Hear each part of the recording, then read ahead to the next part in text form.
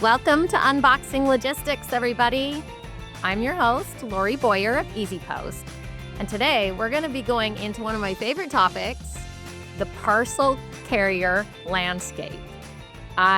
This is our bread and butter. This is what I deal with all day, every day. Carriers. I meet with carriers frequently. I meet with shippers all the time. And so I've had a lot of questions about what's going on in the carrier network, what's going on, what's the landscape out there. So I brought in the one and only Nate Skiver, guru and genius of all things carrier, the guy you need to go to if you are having questions about carriers, to inform us. Let us know 2026. So, Nate, I'm going to throw it over to you.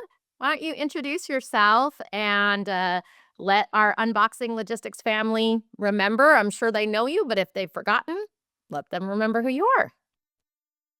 Thanks, Lori, and I don't know that I can top that intro. So, but I'll keep it brief here. But my name is Nate Skiver.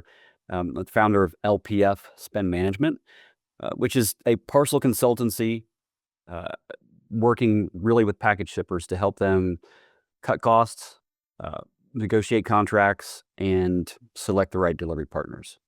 So I've been consulting in parcel for the past about 6.5 years, but my parcel journey started in 2007. So it's been a bit. Oh, I love that. Which aspect of the consulting do you like the most? Like, I was drawn into the negotiations piece because I know that's a lot of people kind of dread the negotiations. But is there a certain element of your consulting that you just love the most, or you are an equal opportunity consultant? I mean, I think there's a couple of aspects of it. One, I mean, I do enjoy the contract negotiation piece, even though, as most people probably are aware, us consultants usually work in the background on that. So, but advising on what to negotiate, what's going to provide the most value, to the shipper through that process, I do enjoy it, and really being able to work with so many different companies. That's something that really kind of drove me to make the jump 6.5 years Okay. ago, is the ability to work with different types of companies, in different industries and markets, and so that's really been really rewarding. I've been able to build a lot of great relationships and meet a lot of great people. Oh, I love that so much.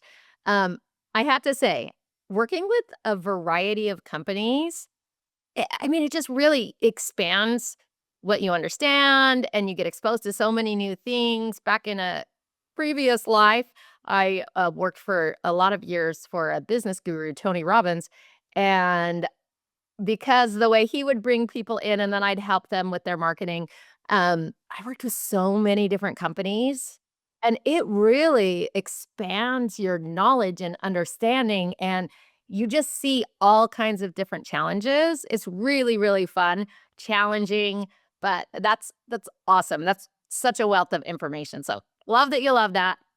Okay, I wanna talk parcel landscape. We're gonna jump straight into that today. When you're looking at the landscape right now, when you're looking across, we've got national carriers, we got regional, we got really unique carriers who are doing things that are new and different. What would you describe the current state of our parcel carrier landscape right now?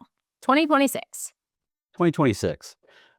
I think two things stand out. One is there's more competition than ever. So you Oh, mentioned all different types of carriers, which also means that there are more options to choose from, which is a good thing, but it introduces complexity. The good news about that, though, I mean, even though it's complex, is that there is technology available to manage that complexity, which allows shippers to introduce new carriers, optimize for cost, delivery reliability, and speed. And so there's never been a better time, I think, for shippers to create value through delivery.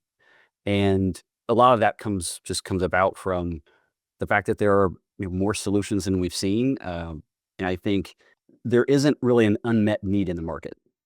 yeah, no, I think that's absolutely right. Can I ask you, when we talk about all these carriers, there's a few things that I'm kind of interested in. First, national carriers versus regional or alternative carriers, they all have their place, Mhm. right? For you, do you feel like, you know, the national carriers first are having to respond or seeing, are they changing at all based on all of this new competition, I guess, that you're mentioning? Or are they just still so dominant that it's not really impacted them? Yeah, I mean, it's definitely impacting them, and I think it's been something that has been kind of coming, developing for several years. So it's not only the competition, but Mhm. I think it's a big part of it. But also it's just how some of the volume in the market has changed. Uh, a lot of it is e-commerce now. It's lighter weight e-commerce volume delivering to somebody's home is usually less efficient than if you're delivering 10 boxes to a store. And so those things, along with the delivery distance, actually has decreased because inventory is closer to the consumer. So UPS, you mentioned national carriers. We'll talk about UPS and FedEx for a moment. That this isn't new. They've seen this coming for a long time. But I think, at least my opinion is that this influx of competition in, say, the past 5 years or so, um, that maybe UPS and FedEx didn't expect them to all stick around, or at least not as many as they have. And so that competitive element definitely is a factor. I think a response to that is both UPS and FedEx are, well, they're trying to appease shareholders. So that's one thing. They do have to make a profit. And part of the way they're doing that is to increase rates more frequently, which a lot of times is through surcharges, either a fuel surcharge increase or changing criteria for a surcharge that effectively increases cost for shippers, but it's kind of hard to tell. Yeah. And so Right. that's one thing I think just through pricing that they're Okay. doing that. The other aspect of pricing is, and I'll just use FedEx recently. They had an investor day here just the second week of February, Okay. and the uh, the quote, I don't have it verbatim in front of me, but basically a FedEx executive said, If you ship T-shirts, then FedEx might not be for you."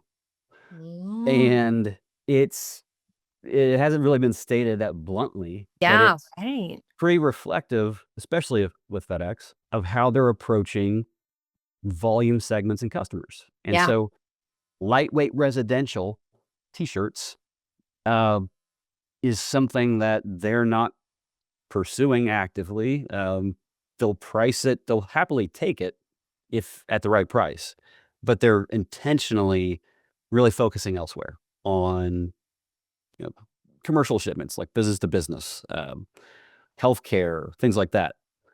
So again, it's not new. Both UPS and FedEx have at least, you know, said they were doing that. Mhm. But I'm seeing that some in how they are pricing as well.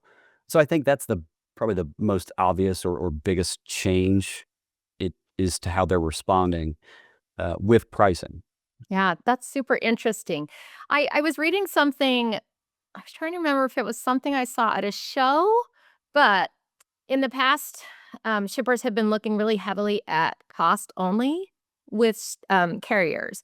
But we're starting to see a slight shift into where people are also concerned about continuity or just stick around factor, because we do have a lot of new entrants to the market, but sometimes companies are folding. We recently saw that with Fast Group. And so there's a little bit of concern on on the side of shippers about some of the alternative carriers. Is this an issue you're seeing? Do you agree that they should be concerned? Do you think that that's an overblown fear? I mean, it depends on how you frame it. I think yes, there are alternative carriers that will exit the market this year. Like I would be willing to wager a fair amount of money on that. That's Mhm. going to happen. Mhm. Um, so it's a legitimate concern, but I think it's something to where you you vet your partners that you choose to work with, um, and it's a risk that you are either willing to take on or not. But it's not as though companies don't think should ignore options like that. Do your due diligence, learn as much as you can about the company, their customers, all of the things that you can. But don't take on too much risk. Don't devote 40% of your volume maybe to an alternative carrier. If you truly had that much of a concern, I don't think you would do that anyway. That's probably pretty obvious, but I think it's it's really just assessing the risk, Mhm. maybe the probability of it happening. I mean, if you knew that, you could probably do some other things with that type of I was gonna information. say, But I think that you'd be better than us. right. But I really I think it's only broadly, I guess, valid. You 'Kay. really have to focus on that particular provider, what There's a risk for services they every offer. Sure, supplier, everything that there's of the potential course. that they could close. So, yeah, I'm kind of with you. It's like there's always a slight risk, but if you're doing your vetting and keeping a healthy mix, which kind of brings me, I like how you mentioned, oh, on 40% of your shipments going through, someone who's questionable. Do you feel like there is a healthy mix? Obviously, I still talk with people who are surprisingly large who have a single carrier, and that like blows my mind. For Me so many too. reasons, risk themselves, but, not even just cost, but risk. Yeah, what do you feel like is a good kind of healthy mix for how many carriers? Do you have a rule of thumb like, oh, 17 carriers, way too many, one carrier, way too few? I know it's gonna depend Exactly. on the company, but That's exactly right. I would say there's 17 way too many and one way too few. It I hate to say, I'm just going to open with it depends, and it Mhm, really does. mhm. But it depends a lot of things with a particular shipper, and it's I mean, there's a lot of factors. How much volume you ship. Uh, if you ship 500 packages a day, chances are there's not going to be a lot of benefit or maybe even ability to use more than one carrier. If you ship 50,000 packages a day, I think you've got some options. And then it's really about how intentional you are with your program.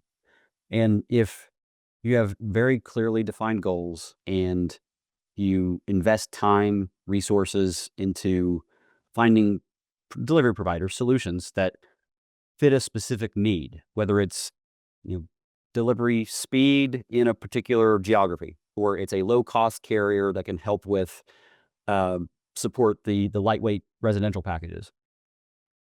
It's defining what those like really specific needs are, and then finding carriers to meet those needs. That might look like 3 carriers for a kind of mid-sized company, something like that. It could be 12 for a really large shipper. And the other thing I think is that plays into this is your, I don't wanna say willingness or ability to take on and manage the complexity. So a portion of that is technology. So if you have a shipping technology solution in place that can do more than just rate shop. It's got a lot of intelligence around the estimated delivery date, measuring performance against it, things like that, taking other criteria into consideration. So I think technology is a big piece. Um, if it's not there, then right now you probably shouldn't have 10 or 12 carriers. Um, and it's interesting. There's no one kind of broad, statement to make there.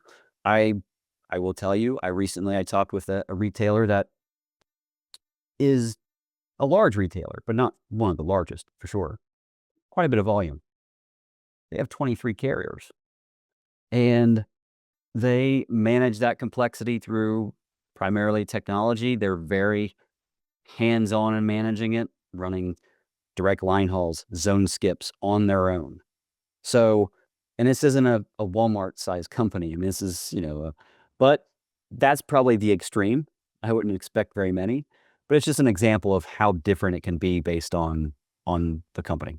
Yeah, I think that's so interesting because one of the big benefits, obviously, to diversifying is saving. Like, there's a lot of money that gets lost that you could potentially, by using different carriers, to using different routes, using different service levels, that you can save a ton. And I could see a little bit of appetite for it. I was just reading an article yesterday that shared that a year ago at this time, 13% of businesses were eating the extra costs that we've seen, all these rise in costs, and today it's 40% of businesses are eating the costs because they don't wanna pass it on to consumers.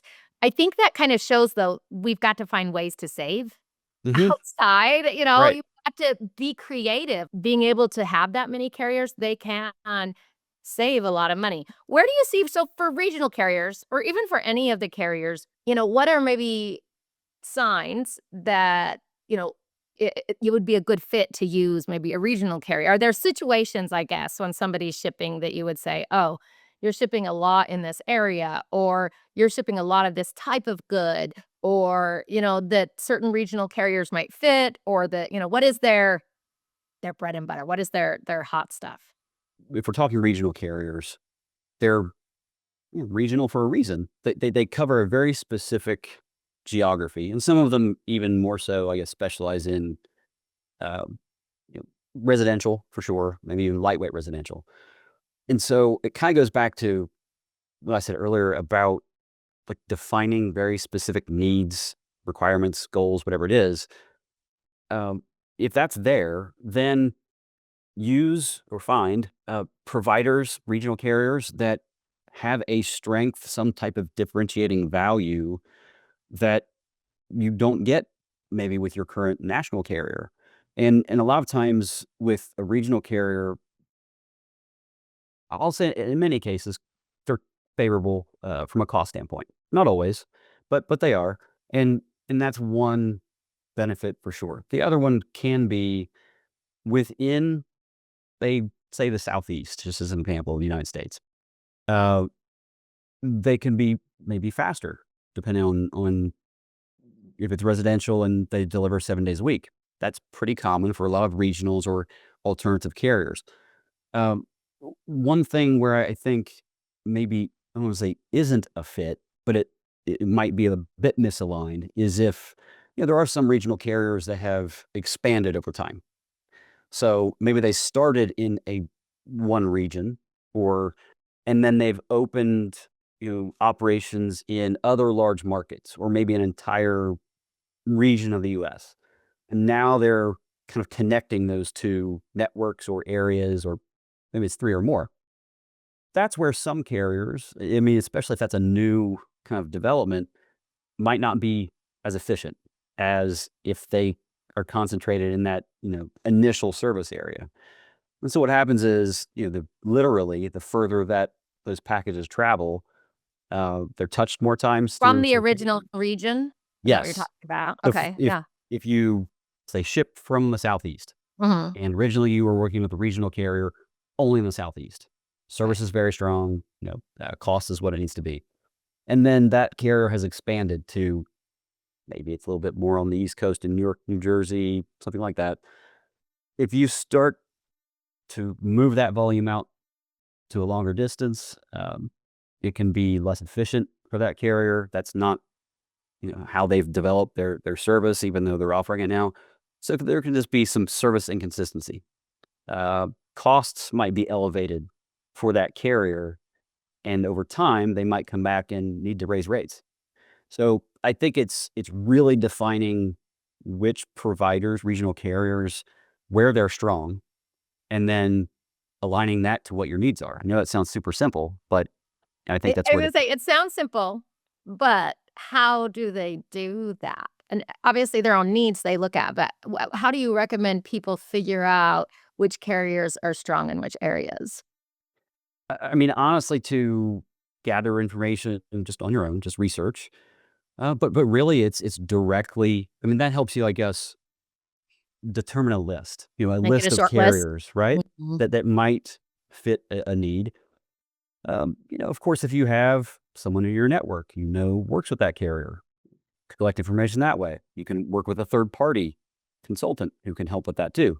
Yeah. But then also it's engaging directly with the carrier. I mean, I know you can't do that with 20 of them, maybe, but that's where you kind of start to distill that list down to maybe, I think these 3 or 4 are probably the ones we need to really get into detail with. And you go through and evaluate their capabilities and as best you can determine, I think this is a fit.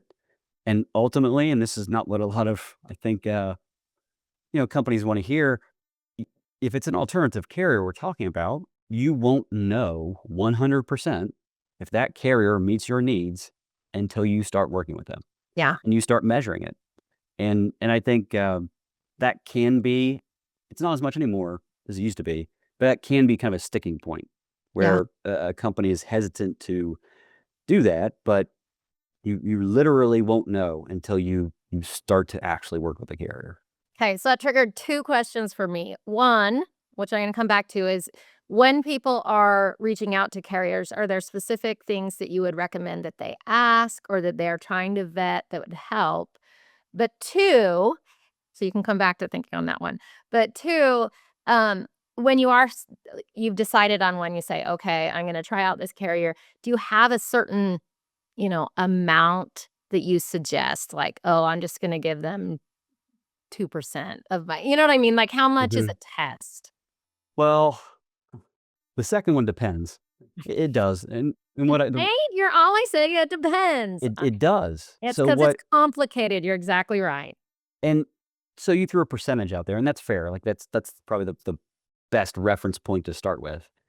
But if you ship, again, from one distribution center, let's just say, retailer shipping from a DC, if you ship 50,000 packages, then 2 or 3%, eh, yeah, that's probably maybe the bare minimum that might be enough for a regional carrier to handle.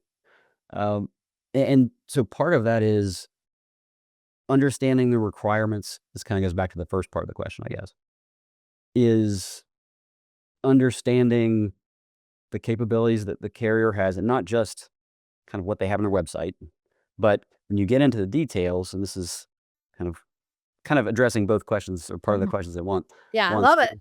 is the volume a lot of times will be a big factor in the fit.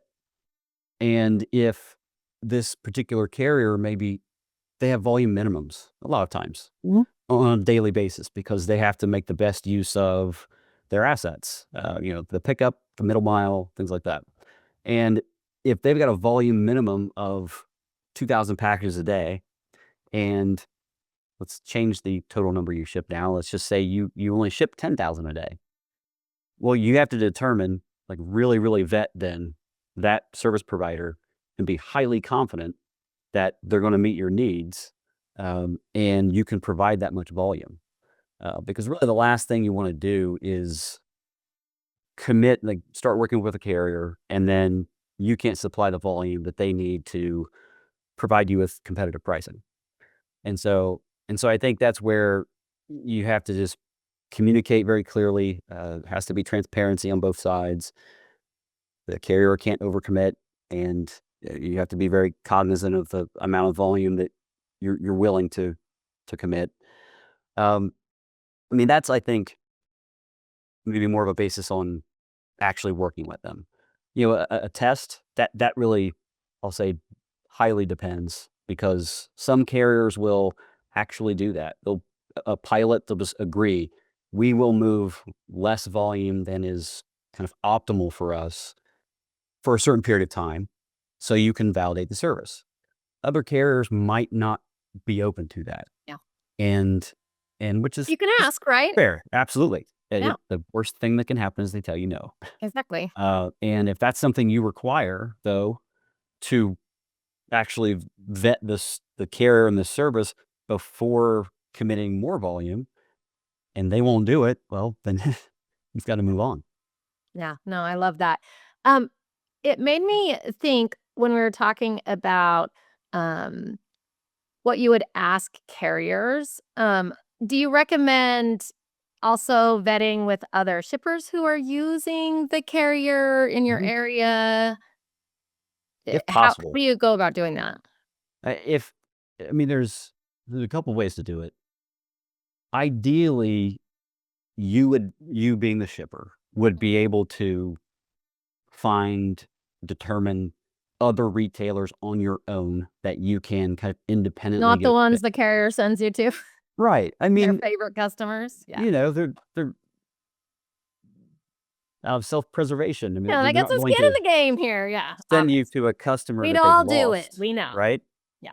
Um, and so that can be kind of difficult. Don't ignore the ones that the carriers willingly provide. I would still at least talk with one and talk with the company that however you want to approach it, but that is at least somewhat similar to your volume profile or something like that. Yeah, yeah, yeah.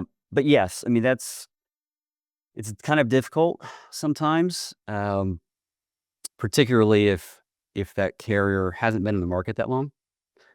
Um, and and that's kind of leads to that a little bit of kind of unknown or not truly knowing until you work with them. And what your risk tolerance is, Mhm. how comfortable are you taking a risk? And hopefully, if they are new and they don't have a lot, they should be willing to offer you a lot more and recognizing you're taking a risk and maybe doing some of those test shipments and all of that kind of stuff. What's interesting recently, Nate, is I feel like we're seeing a lot of shippers being really concerned about things like surcharges, but not just surcharges. Uh, it's like the unknown. So I recently did a deep dive into all of the calls done at Easy Post. Of course, we deal with carriers all the time. And so one of the number one things people were mentioning on calls is feeling like they had a lack of transparency with carriers, not knowing when a surcharge was going to suddenly appear or seeing charges on their bill that they did not expect and feeling kind of this uncertainty about when extra charges may pop up. Do you have any recommendations for people around that issue? There are a few things that you can do, and really the way that I guess that surfaces. We talked about it a little bit earlier. Most often, not always, it is UPS and FedEx just based on how they price. Their pricing is very complex. Uh, the past year, a little over a year, they have changed the pricing, increased rates, or changed surcharges much more frequently. So usually, that's probably going to be the driver of those concerns is UPS and FedEx and how they price. I mean, one is if you have the internal resources, if you have the personnel, uh, to really dedicate at least a person to managing, building that personal program, but really staying on top of the market. I don't have, you know, it's part of what I do. One other way to do that, of course, is to partner with a third party, whether it's consulting. I do that. I provide that type of value to clients. There are other like Parcel Spend Management companies that, as part of the services they offer, is making sure that they're on top of pricing changes and they can inform their customers. And then the other thing I think to maybe go down into that just a little bit in more detail is if you have a Parcel Spend Management provider solution in place, use it. Use the intelligence So because true. So you can't true, Nate. get Calling it value out, from it's it, true though. right? If okay, it's there. There's a dashboard. I maybe look at it once a week, and if there's something really wrong, then I might look at it and try to dig into it. That doesn't work, and especially not with the pace of change with pricing and really Mhm. the impact. I mean, Yeah. there are the best example I think probably the most impact is the one that was recently made. Both UPS and FedEx made changes to the criteria for the additional handling and the large package for UPS or oversized for Mhm. FedEx Yeah, yeah, surcharges. yeah. So Yes. for companies that ship heavy and or bulky items, Yeah, it was massive. it could be massive. I had a client that ships basically like home medical equipment. Mhm. scooters and different things like that. 11% total cost increase if it's unaddressed. Yeah, And that, I mean, that's pretty extreme, but it's still, that's the type of thing you yeah, won't know about. Um, Certainly if you don't have visibility to the charges when they happen, yes. but ideally you'd like to have, you know, be on top of it from Proactive. when you see it coming, because it gets announced. It's very subtly posted on UPS and FedEx websites. Often, not always, the sales contacts for those carriers don't proactively come out and tell customers. So you have to go find it. Yeah. And you have to either have a partner in place or be willing to do the work yourself. Yeah, it's why people are end up being surprised. They don't find out about it until it's suddenly being charged, and, yeah, it can be really, really, really costly. We're about at our time where we're gonna wrap up, but I have 2 last things I want to talk to you about. First, if somebody, let's say you're a mid-size shipper, um, and they're looking at 2026, what is a piece of advice? What should they go do? One thing that you would recommend they go do now? Should they designate a person to be overseeing their carriers? Should they, set up a time? Whatever. One thing specifically actionable that they can do. Should they just be following certain people?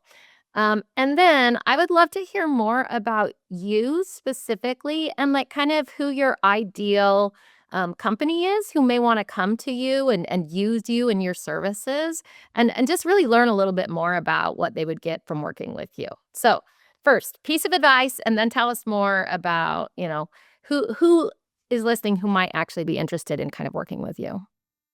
Yeah, I think with the mid-sized company, right? That's what you Mhm, mentioned. And mhm. And we have all sizes listening, but sure, mid-size, sure, we'll hit that. sure. I think there are a couple of things. One is really, really stay on top of. We just kind of talked about this. Is the rate increases, and it's UPS and FedEx, also the Postal Service, and those kind of mid-sized companies are working with at least one or maybe two of those carriers. Just depends. I know I said that a lot, but and especially if there's lightweight volume, the Postal Service might be in place, and they're all, again, raising rates more frequently, and you have to stay on top of that. I think as a result, though, because of some of the challenges we just talked about, is you have to, in parallel, actually do some of the things we've talked about as well, is research carriers and determine if they're a viable alternative for part of the volume that you can move from a UPS or FedEx or the Postal Service. And don't wait until it's a significant issue. So don't wait until your costs have increased by 15%. Yeah, But right. actually do that work. And sometimes you have to do the work and the analysis to determine if there are solutions or if there's value to be gained. Um, there might not.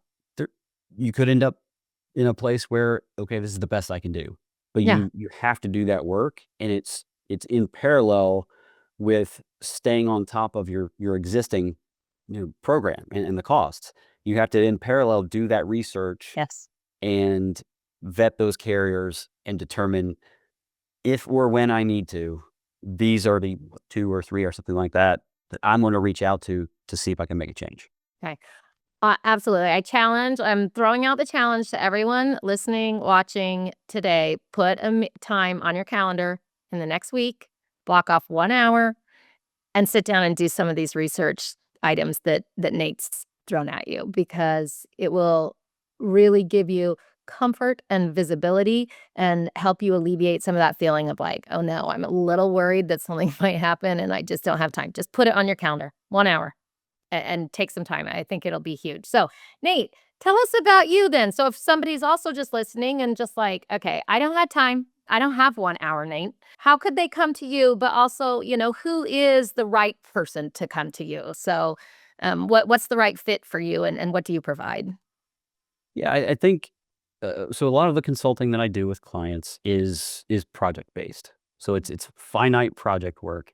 And there's two core project service offerings that I have with clients. One is I'll call kind of a traditional, what a lot of companies would know of, a contract negotiation project or a parcel RFP. And in that case, it's a company that has knowledge enough to know we need to bid our business. So something is driving that. Either there's significant cost that needs reduced, and as opposed to just negotiating with their current carriers, they know competition will help get the best results.